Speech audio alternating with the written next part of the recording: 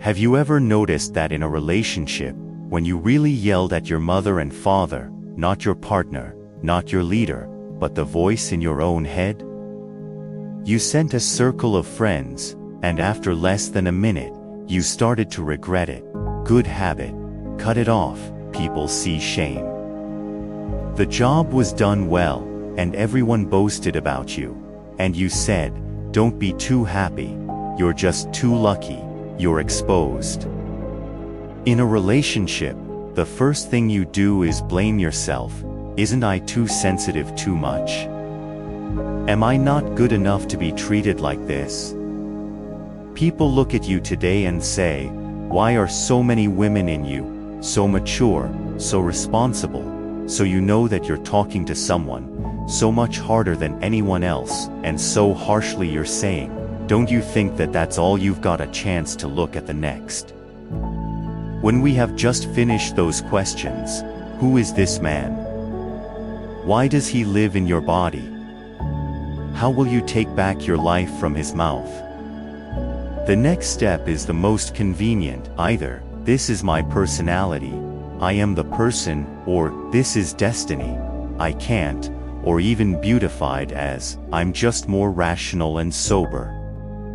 But if, from a glorified perspective, this inner man in your heart is not a specific man in the real world, nor is it naturally written in your genes, but rather a combination of a little movement from a lot of places, a man's voice in a native family, a standard answer to a woman, a failure, shame and fear that you have experienced in person, a role that you've put on the bottom of your heart for a long time.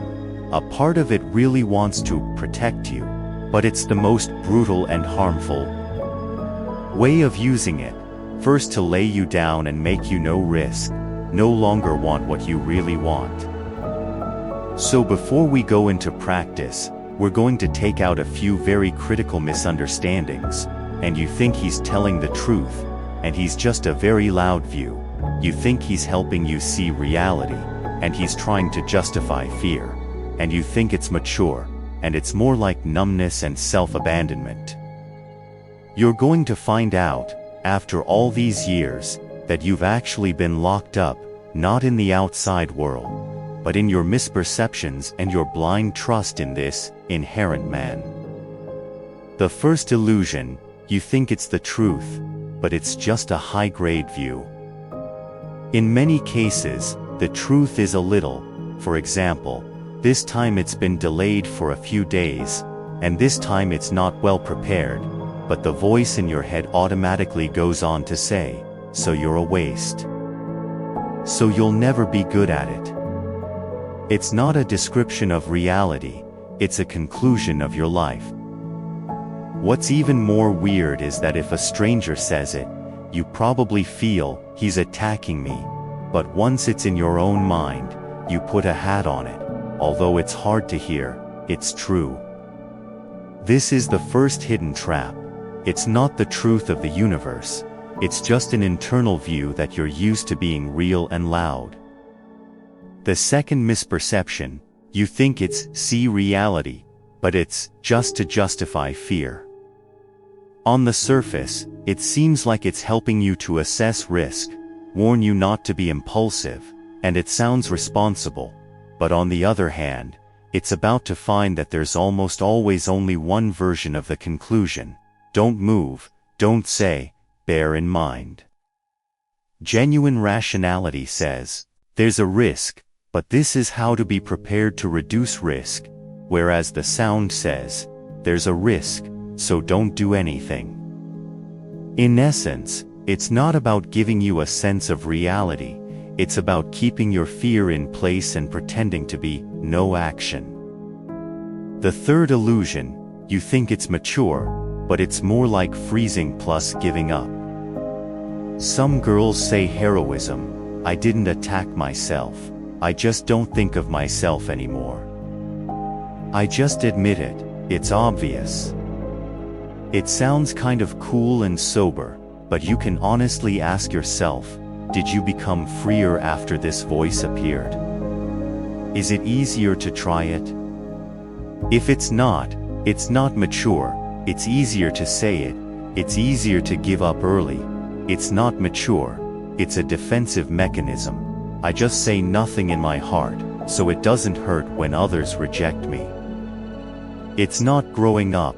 It's helping the outside world, so you think I'm getting used to it. So, when that voice reappears, you can stop for half a second and look at it with a little curiosity. Did that say a little fact just now lead to a denial of my whole human being? Is it helping me see the situation, or is it just trying to justify my fear? It says, I'm just a little realistic, but it makes my life smaller and less and less and less and less moving. If the answer is yes, you can say a little bit, oh, I know, it's the trained tyrant who's talking, not all of me, not the truth. This step is very crucial. You're not hard with it, and you're not pretending not deaf to hear it. It's downgraded from an absolutely correct voice to one of many inner voices. From this moment on, your relationship with this voice is slowly changing. Why does the innerly scolding man grow bigger in a woman's mind? Who is he? What does he want? How can you cure him? If, from the perspective of Jung, the man in your heart who has been scolding you, there is a name called Animus, the inner male image of a woman. It is not a specific man, but a set of psychological impressions about the man authority standard rules that you put into your heart and finally form a talking role. From the perspective of Emeritus, we can understand the inherently cursing man as it grows in your heart. First, if it does not develop well, it becomes a very counterintuitive core view. Every woman has a inherent man in her heart, which is what he calls animus. The female mind is not pure female. In every woman's unconscious, there is a male personality. Animus represents reason and will in her heart, your judgment, your sense of direction and your support, but if it does not develop well, it becomes an inner tyrant or a judge. In other words, the woman's introverting man in her heart is not accidental, he is a structural one. There are women, there are just women, there are a lot of them. There are a lot of animus who are more like judges, police officers, interrogators, so that it is not your personal problem, but rather a general psychological structure. The first is the male of physical strength, the most primitive, characterized by roughness, emotionalization, control, and the voice in women's minds. You cannot do it. You are weak, you don't do it. This is often the tone that many women internalize from their fathers or male elders in their early years. The second is the male of action and discipline, characterized by demands for rigor, rigidity, rules, inner voices that say, you must do it, you must not make mistakes. That is standardized male voice that many girls grow up in their ears.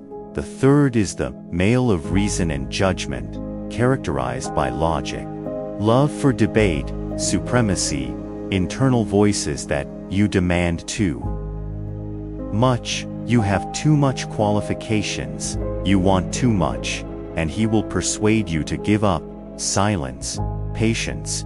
And the fourth level is the male of spirituality, wisdom, the highest tier, characterized by insight, warmness, guiding you to grow up, and inner voices that say, you deserve a better life, you have the right to live.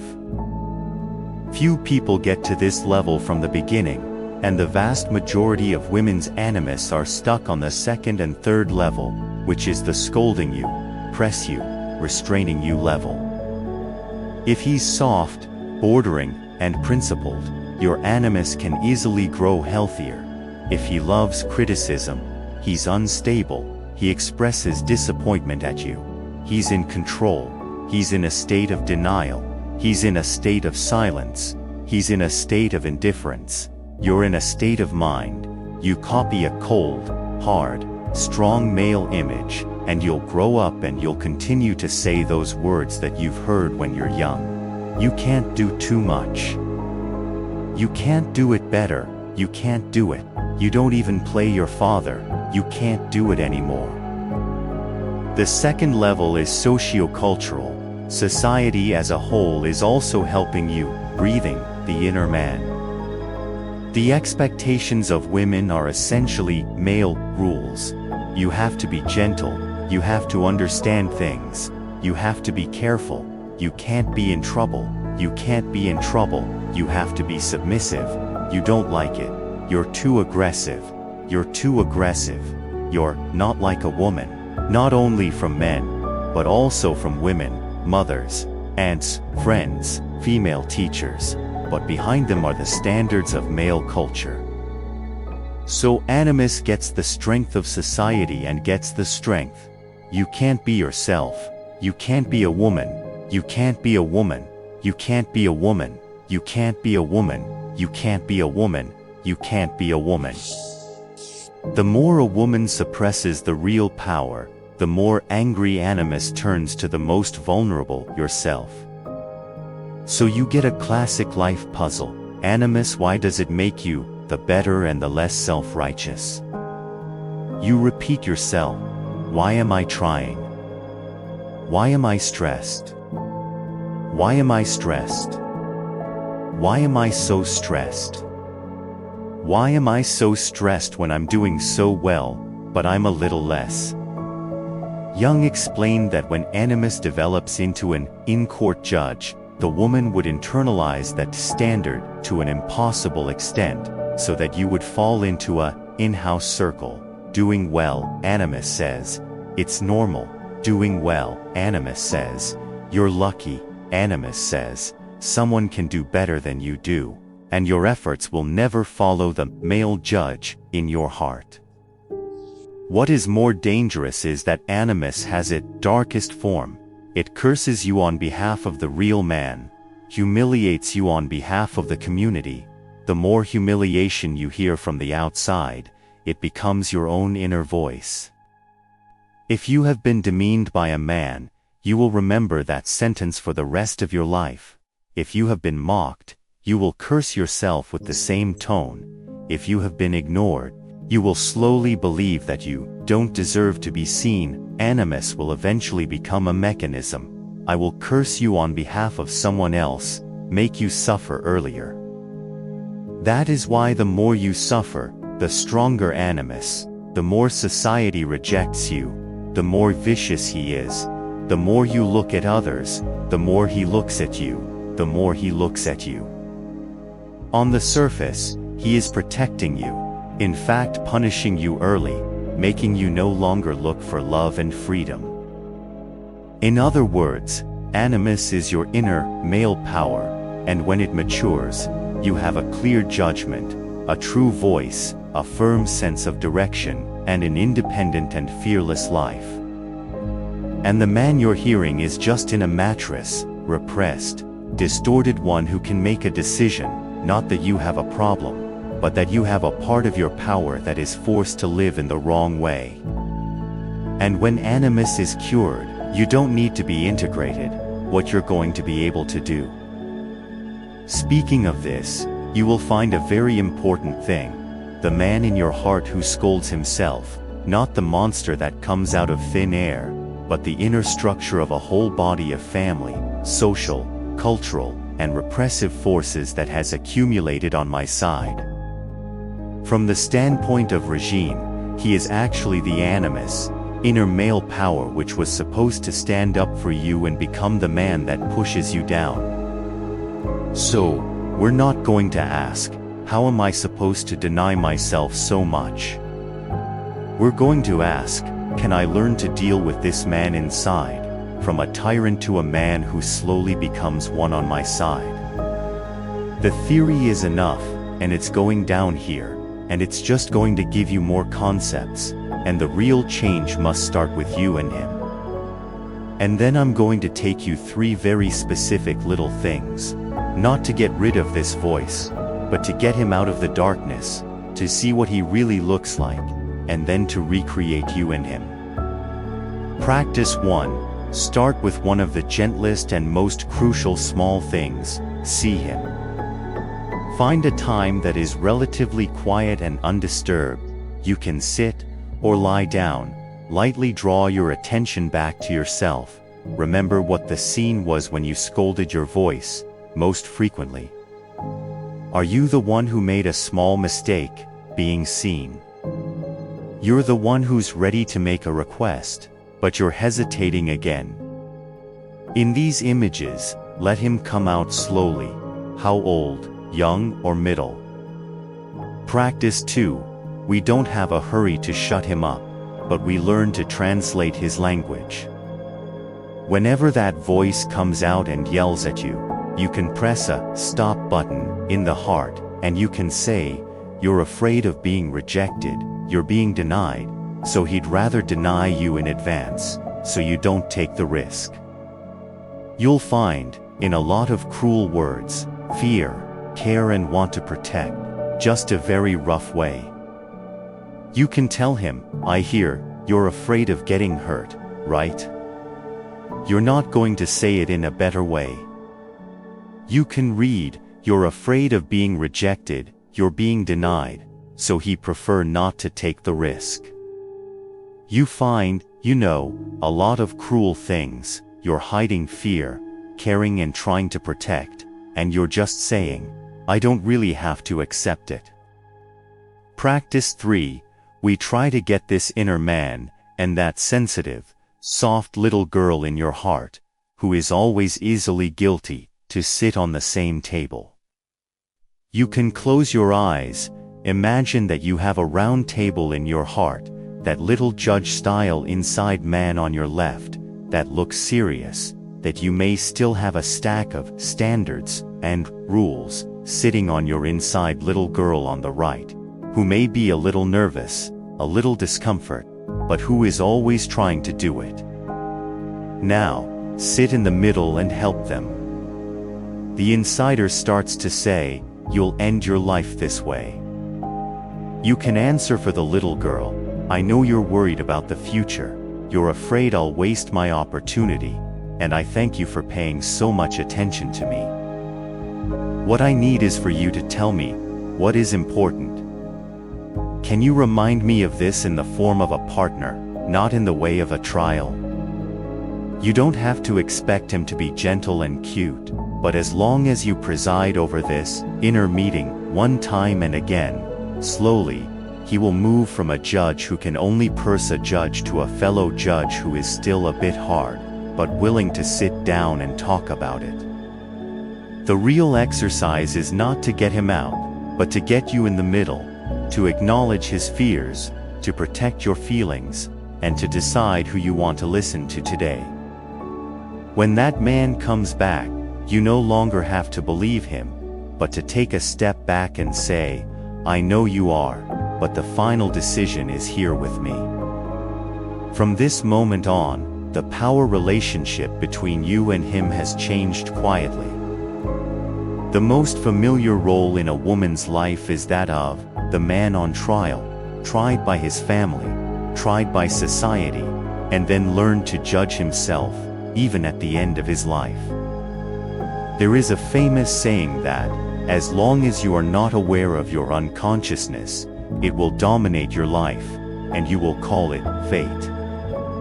The inner man who scolds you in your heart, puts you on trial, shames you, makes you back, never is your destiny, and it is just a part of yourself that you haven't seen and learned to talk. And when you start to say to him, I hear you, but I have the final decision, you are already quietly completing an identity conversion from the man who has been tried all your life to the person who started to decide your own life. And there's something really amazing going on here. The voice that used to come out of your head and kick you down, and now has a name, a face, and you've got that inner round table, and you're not just going to be the one to be judged by him, but you're starting to learn to be the host of this conversation. Even if you can't always respond to him safely at every time, but every time you stop for half a second and say, "This is him, not all of me," you're taking back a little bit of power from him. Next, I'd like to use a few words that are more condensed and take away the whole part of what we've just done, so you don't just remember some exercise steps after the video, but instead of taking the idea that you can repeat yourself, what you can do when that he's scolding again, and then you can just pick your place again.